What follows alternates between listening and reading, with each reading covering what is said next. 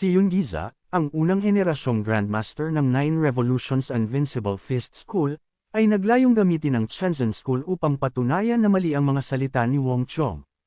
Lumikha siya ng isang hindi matatalong martial art na maaaring tumapos sa isang kalaban sa loob lamang ng 10 galaw. Pagkatapos, itinatag niya ang Nine Revolutions Invincible Fist School at binuo ang teorya nito sa pamamagitan ng pagsasama-sama ng mga nakakataas na martial arts.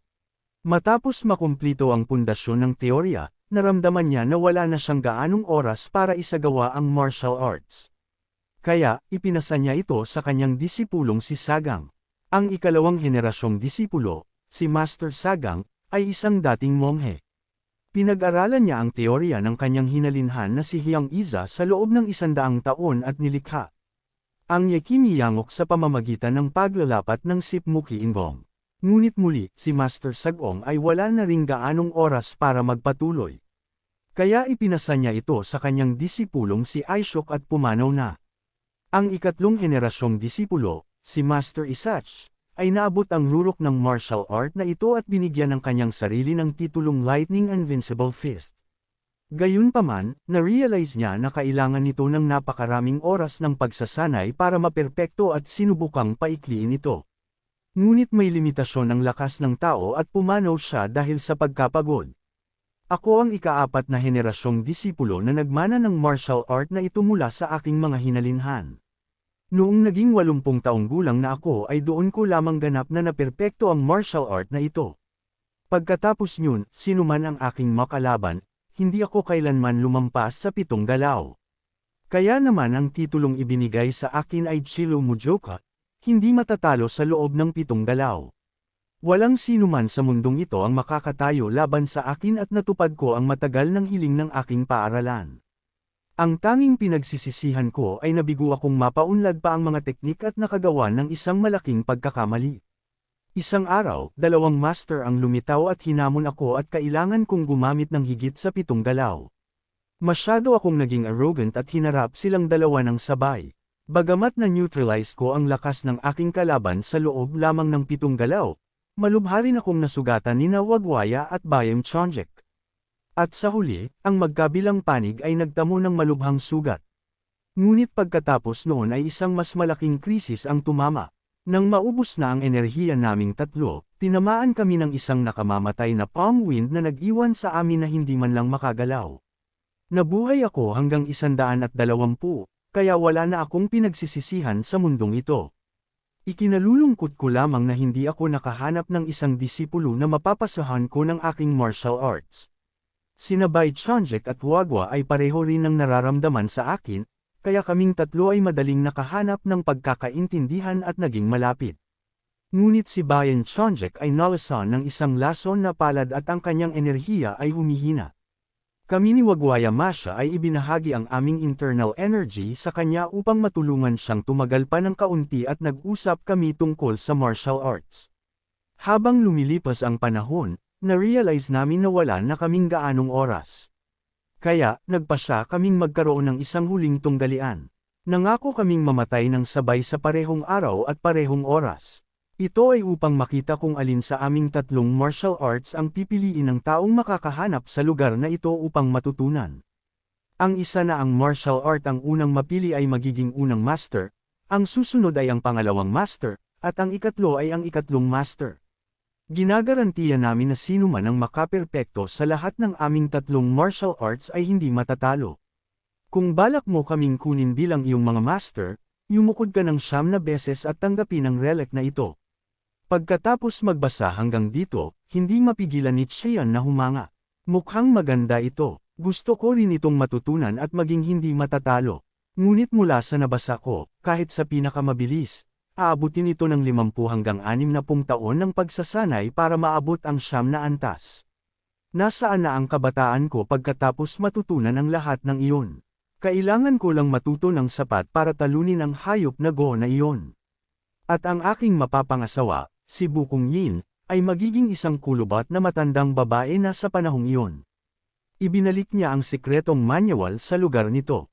Noong susuko na sana siya, napansin niya ang isa pang sipi, ang resulta ng 60 taon ng pananaliksik, upang ang mga susunod na henerasyon ay mabilis na Makapagsanay at maperpekto ang martial art na ito.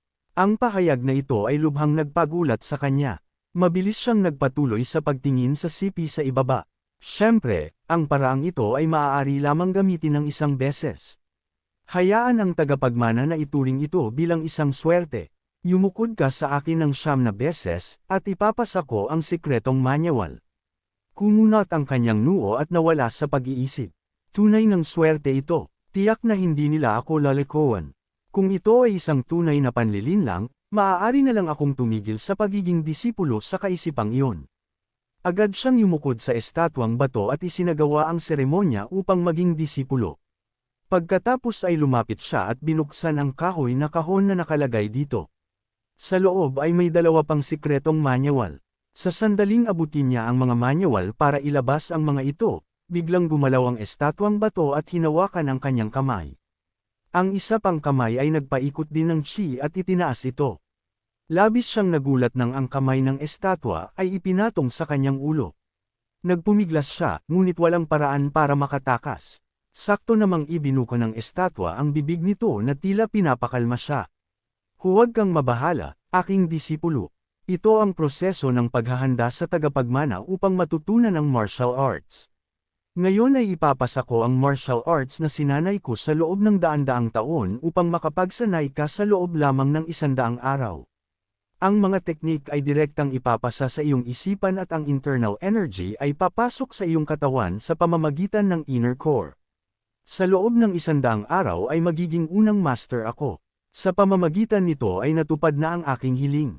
Wala na akong pinagsisisihan. Ang proseso ng paglilipat ay nagpatuloy at ang oras ay lumipas ng napakabilis na hindi na malaman kung gaano nakarami ang lumipas. Ang tanawin sa labas ay payapa pa rin. Matagumpay kong natutunan ang Just Amon at Johnny Dibop at pagkatapos ay pinagsama ang mga ito upang likhain ang Sipjan Mugiinggong. Ngayon sa pamamagitan ng paglinang ng Sipjan Mugiinggong, naabot ko na ang 3 antas. Na-realize ko ang oral formula ng Sip Magukongong at naunawaan ang mga kakaibang teknik ng Sip Magukongong dubyangok na tumagos sa aking buong katawan na bumubuo ng mga kristal at dumadaloy. Ang bilis ng pagkuha ay nakasalalay sa sariling kakayahan at pagsisikap. Tandaan na hindi madali na gawing sarili mo ang martial art na ito. Ang martial power ay nailipat sa kanyang isipan kasama ang mga turo ng master. Pagkatapos ng ilang oras, ang lahat ay sa wakas ay huminto. Alinsunod dito, ang estatwang bato ay nagsimula na ring gumawa ng mga tunog ng pagbitak. Nakatayo pa rin doon si Qian na humihingal nang biglang gumuho ang estatwang bato sa harap ng kanyang mga mata. Hindi niya napigil ang magulat sa nakitang ito. Matapos makatanggap ng napakaraming bagay mula sa kanyang master, tinanggap na niya ang master na ito. Agad siyang yumukod at tapat na nagbigay-pugay sa kanya. Pagkatapos ay sinimulan niyang kolektahin ang mga labi ng estatwa at ilagay ang mga ito sa isang kahon. Ang 9 na pagyuko ng disipulo noong nakaraang 100 araw ay dahil lamang sa pagnanais na makatanggap ng martial arts mula sa master. Ngunit ngayon, ito ay buong-buo na dahil sa respeto at pasasalamat para sa kanya. Bilang ika-5 henerasyong disipulo na nagmana ng mga turo ng aking mga hinalinhan, tiyak na magiging pinakamagaling ako sa 9 Revolutions Invincible Fist School. Matapos matanggap ang inner core, naramdaman pa ng disipulo ang sakit na dapat ay naramdaman ng hinalinhan noong nakikipaglaban sa kanyang mga kaaway. Upang lumikha ng isang inner core mula sa internal energy, kailangang maramdaman ang 7 yugto ng sakit. Ang Genrechand at Dibop ay sasamahan ng isang sakit na tumatagos hanggang buto. Sakit na tila ba ang mga kalamnan ay pinuputol at ang mga buto ay dinudurog. Ang ika-5 henerasyong disipulong si Qian Sipjan Mugiinggong ay isang defensive martial art na nagsasanay ng internal energy. Ito ang pundasyong martial art ng Yaxbayonek. Ang Yakambyonek ay binubuo ng 9 na teknik na kilala rin bilang Guyoyan Yonghuang. Ang martial art na ito ay binubuo ng 9 na magkakasunod na suntok.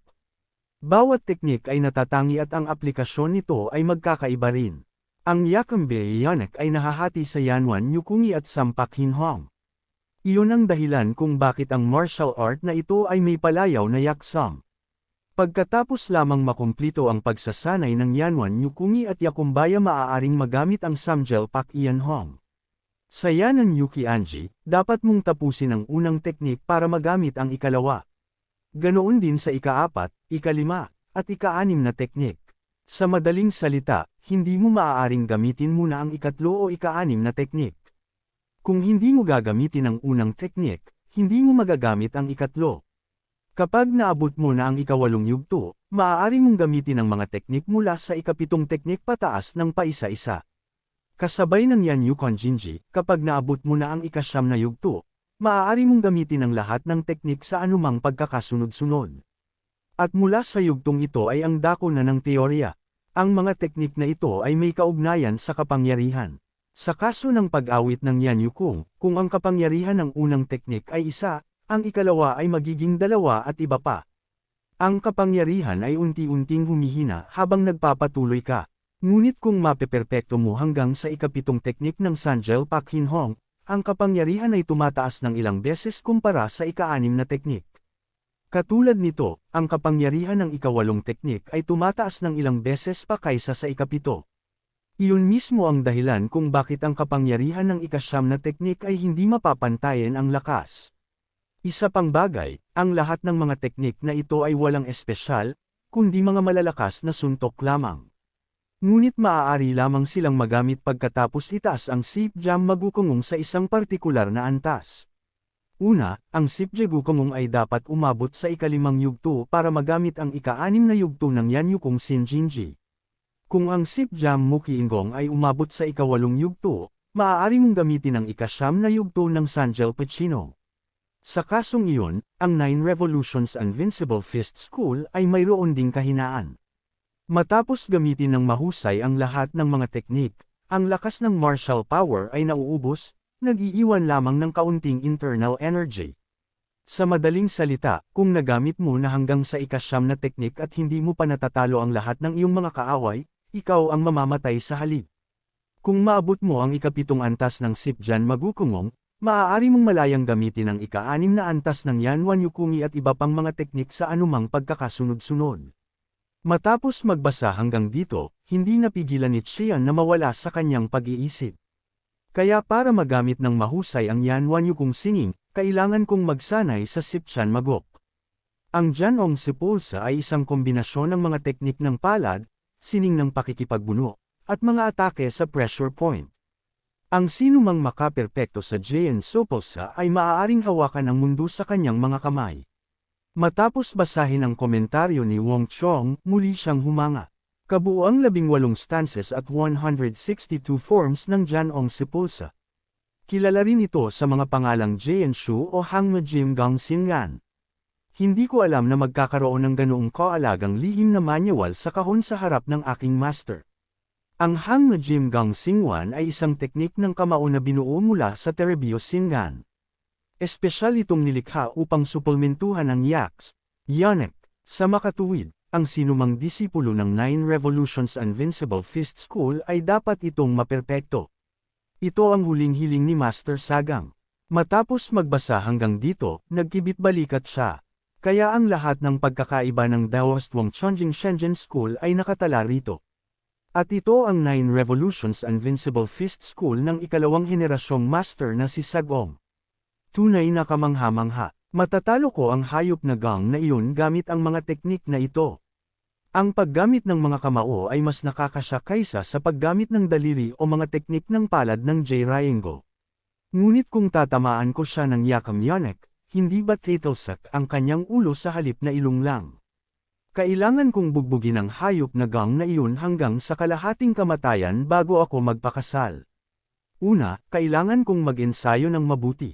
Bigla kong naisip, kapag naiisip ko ang pagdurog sa butas ng ilong ng babaeng iyon, na-realize ko kung gaano ako kabata noon. Well, kahit ano paman, magsasanay ako at peperpektuhin ito mula ngayon at pagkatapos ay makikipaglaban muli. Pagkatapos yun, agad siyang nagsimulang mag-focus sa kanyang pagsasanay. Lumipas ang oras ng napakabilis na hindi na malaman kung gaano na ang lumipas, at tumayo siya, nag-inat, at huminga ng malalim. Sa wakas ay natapos ko na ang pagpapaikot ng aking chi. Ang inner core ng Mog Singang ay nag-stabilize na rin sa ilang antas. Turn na ba ng pangalawang master ngayon? Mas mabuting maging mukhang bata habang buhay kaysa sa pagiging maliksi, di ba? Ang magkaroon ng ganoong pambihirang hitsura sa edad na 200 taon. Kay himalang martial art,